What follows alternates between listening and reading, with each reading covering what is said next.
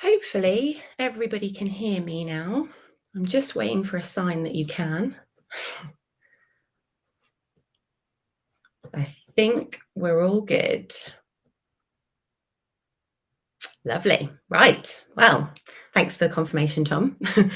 Welcome, everyone, to this week's Sticky Note Talks, our bi weekly get togethers where one of us shares something interesting with the rest of the team and anyone else that might be listening in online.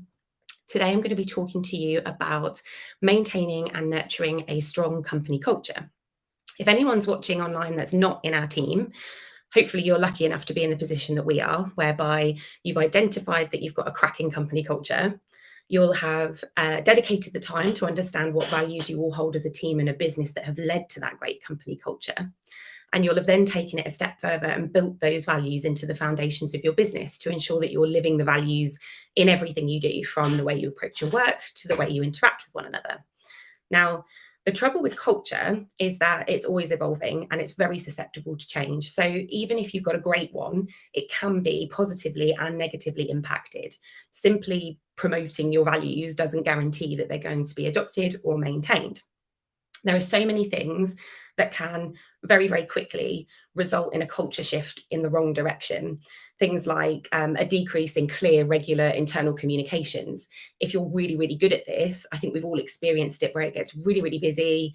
Things can get a bit chaotic, and it's one of the first things that drops out. A decrease in collaboration. Again, if you're a remote first team, as we are, if you're not regularly holding yourself accountable to collaboration, it's another thing that can slip very, very quickly. Poor hiring decisions when expanding the team and a resistance to change. We see a resistance to change when, teams do grow at quite a pace and businesses are changing very, very rapidly, and not everybody is on board or willing to adapt quite as quickly as the rest of the team. And a decrease in team engagement. Generally, that's a result of all of those things combined together. So with that in mind, it's really important that we put measures in place to help protect a good company culture, and ideally to develop it further and improve on where we stand today. So with such a good company culture, why am I talking to you about this? Well, this topic fascinates me. My own personal experience in working in the working world spans a whole spectrum, from the great to, unfortunately, the not so great. And we're seeing more and more headlines and statistics popping up, reaffirming time and time again that particularly for millennials and Gen Z, company culture trumps everything else when someone is making their mind up about whether or not they take a new job or whether they stay and commit to the existing team that they're already in. So for reasons like that and many, many more, I've set myself an objective this year to immerse myself into this topic and learn more about what we can be doing to protect our culture and what to look out for if there is a shift in that culture. I'm very much in the early stages of researching this subject, but I've already come across a few little nuggets on my travels, and I've tried to focus in on the things that I think we might benefit most from at the user story. So to anyone who knows anything about Peter Drucker, I apologize. I know nothing about him. I Googled him when I read his quote, but I loved a little quote from him that I read. Culture eats strategy for breakfast. And so many of these statistics that I've been reading back this up. Companies with strong culture see 4 times the growth in revenue versus those with a poor culture. And those with a poor culture see 18% lower productivity and a 37% increase in employee absenteeism, which is just huge. I think it's probably fair to say that most of us are familiar with statistics like this and quotes like this. It's not really a surprise that for that reason, company culture is acknowledged as being extremely important. However, despite that, when environmental or industry shifts take place, it's often our strategic goals, our business goals, and our hiring decisions that are the key factors and the key focus that we jump into when we're evolving as a business. But culture will have a direct impact on achieving those business and strategic goals. So if they're at odds with one another, then as Peter implies, culture does eat strategy for breakfast. So with that in mind, it's really important that we make the time to revisit the work that's gone into finding out what makes our company culture great. Ideally, just to reaffirm what we already know, just to clarify, yes, these are the brilliant things that make us who we are and make us, as good as we are, but also to go into it open-minded to developments that may have or do still need to take place to get us where we need to be as a business. And one of our values here at the User Story is never finished, our work's never done. There's always something more to do. So in the same way that we can be agile with our business goals or adapt in changes to our partners' needs or environmental factors, we should also build in some time to take a step back, take a minute and reflect back on our values and our culture to see if we need to develop those foundations. Another interesting article that I read outlines the difference between culture and organizational climate. Culture, as we know, are the values and beliefs that one group of people have versus another. And then climate is then what you get as a result of that group of people coming together with those values and beliefs. So when you're a remote first team like we are, defining those values and building them into your business is the first step to allowing remote workers to still live the culture, even though they're outside of the climate. But there were so many other recommendations that I was reading through around collaboration and trust that thankfully we already do at the User Story, which is brilliant. But they were all focused around productivity, engagement in work. How can we be doing our work better? And one of the ones that stood out to me that I particularly liked was a little bit different. It was about kind of ditching that. And what can we be doing to foster a deeper connection between employees? How do we go beyond how we just get the work done? And a really nice example about how we're already doing this, we've got a channel on our Slack called Chit Chat, where we all get together, jump on, have a natter during work hours when we're between jobs or making a coffee.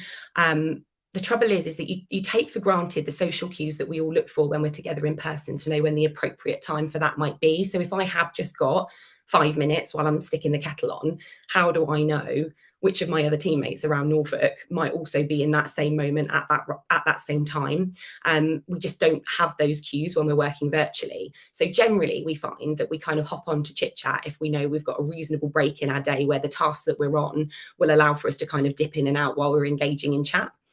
But this lovely suggestion that I read was quite nice. It was about bringing back small moments of inefficiency into our diaries, even if it's just adding like a 10-15 minute block to the beginning or end of our daily updates, or scheduling in a little bit of a transition time between weekly meetings that regularly happen every week, just to ensure that a small window of time is dedicated purely to just, inefficiency, connection building within the diary. And I think one of the first challenges or questions that I would get at the end of this is, well, we already as a team feel very comfortable to do this on an ad hoc basis. So, we wouldn't think twice about 3 or 4 of us hanging on to the end of a daily update just to have a chat about crap. And no one would judge us. If anything, it would be encouraged. But there's something to be said for that time being visually set aside in a diary, particularly for newcomers, people who haven't been quite so lucky to come from such a healthy work culture that are new to the team. There's a huge amount of social understanding and navigating that goes on in the first few weeks and months of somebody being in a new role. If a few of us do stay on after a daily update, you might find that new person thinking, well, is this for me? Am I okay to stay here? Is this a work thing? What is this? And I think having those visual representations to say this is okay and we encourage this is quite a nice thing for those newbies. So that was quite interesting. And another interesting quote I read was that a culture is significantly shaped by the worst behavior it will tolerate. And a lot of the resources that I was reading around this, the idea behind it is that you don't maintain a culture, you manage and maintain the behaviors that result in that culture. And when it comes to values and the related behaviors to those values, everybody's interpretation of what good looks like differs. So it's really, really important to communicate expectations clearly, openly, and consistently. And I watched a great YouTube video, I'm going to have to share the link to it after this, outlining an interesting exercise linked to this called the Good Day, Bad Day framework. And the idea here is that you can't expect everybody in your team to be living out 100% of your company values all of the time. We're only human. Everybody is going to have a bad day at some point. So by acknowledging that all good behaviors that are representative of our values have an opposite behavior that then undermines that value, allows you to document out what those behaviors look like in the form of a framework. And then what that allows is for other members in the team to more easily check in on each other when you see examples of those bad day behaviors. People don't trust or can be a little bit defensive about things that they don't fully understand. So if you're providing real clarity on behavioral expectations, those conversations can happen in a much more constructive way for both parties. If somebody was to drop me a message and say, oh, Sammy, I saw that you'd done this thing yesterday, And it's one of these behaviors that I know full well, oh, it's a bad day behavior. So much ground has been covered before you've even had the conversation. You're both coming into that conversation on exactly the same page, essentially. And a really another great use for this good day, bad day framework is for recruitment. So if we've got these documented behaviours, we can talk about them in our recruitment, and we're more likely to then attract team members whose personal values, because they see these things and they reflect on these things, they recognise themselves in these behaviours. Their personal values are reflective of our company values. And when you hire people on that basis, there's a knock-on effect. So not only are we more likely to retain those teammates, but they're more likely to then go out and advocate for our business within their own time. And that in itself can aid future recruitment. So you get like a rolling effect, and potentially more client partnerships as well. It's more of the team going out and talking about more of the great work that we're doing in their own time. And one final thought, just while we're on the subject of partners, it's a thing that I've been kind of thinking about for a few months now. Two of our values here at the User Story are real relationships and succeed together. Every person that we work with is valued. We work together as a unit. We're genuine in all of our interactions. And this is equally the case with the extension of our team, with our partners and our suppliers. It's not just what we do with each other within work. And all recommendations for maintaining a great culture point towards building your values and behavioural expectations into every touch point of your business. And a huge area of our business are the relationships that we have with the extension of our team, our suppliers, our partners. And there's so much focus on what we can all be doing internally to protect and nurture our culture. But I'm wondering what else we can be doing to ensure that our culture is benefiting equally from all of the great partnerships that we've got as well. And another quote that I came across, which was quite interesting: storytelling is a powerful tool with the qualitative impact as important as the hard metrics. And this is so true. Of course, it's absolutely important to demonstrate when we're talking with partners and suppliers that the skills and services that we offer will bring measurable improvements to any business or product. Of course they will, but we're also people and cultures working together. And if as a business, we wholeheartedly believe that our great company culture and our team values are the driving force behind the great work that we do, we should be shouting about it in the same way that we would shout about it when we're going out and recruiting for wonderful new teammates to come in and work with us.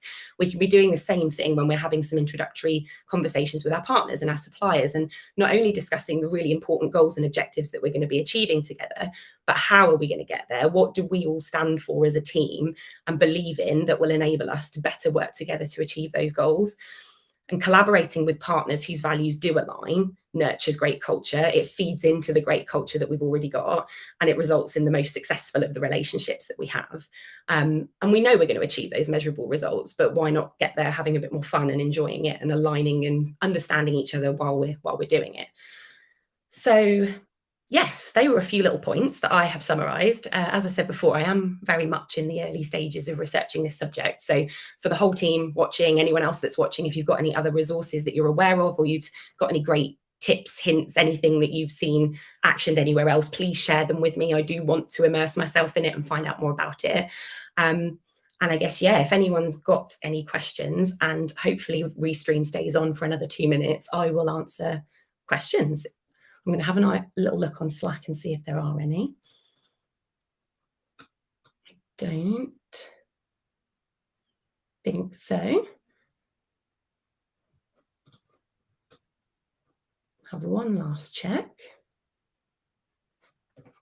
Oh, yeah, incoming, I think.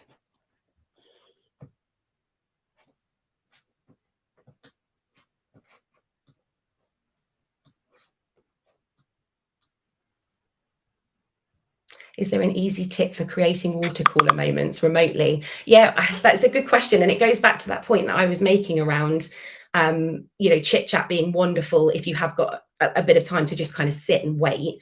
But I do, even with the diary suggestion, it's planned in. And I wonder if maybe even having staggered versions of those where you've got, if there's a regular time of the day that team members are always going for lunch, or there's a regular time of day that people will start, maybe having those 5-10 minute blockers at that point in the day instead within the diary, so that, while people are more likely to be getting their emails up and running and getting themselves online and sorting themselves out, maybe that's a better opportunity to kind of block these little flags in the diary, because there's more likely to be other team members that are just dotted around willing to have those few minutes. And maybe that's the difference, is acknowledging that chit chat is a longer term thing versus a 5-minute quick water cooler chat in the diary. Maybe that helps. Okay, I think that's everything. So if I am still online, thank you all very much for listening, and we will see you in 2 weeks.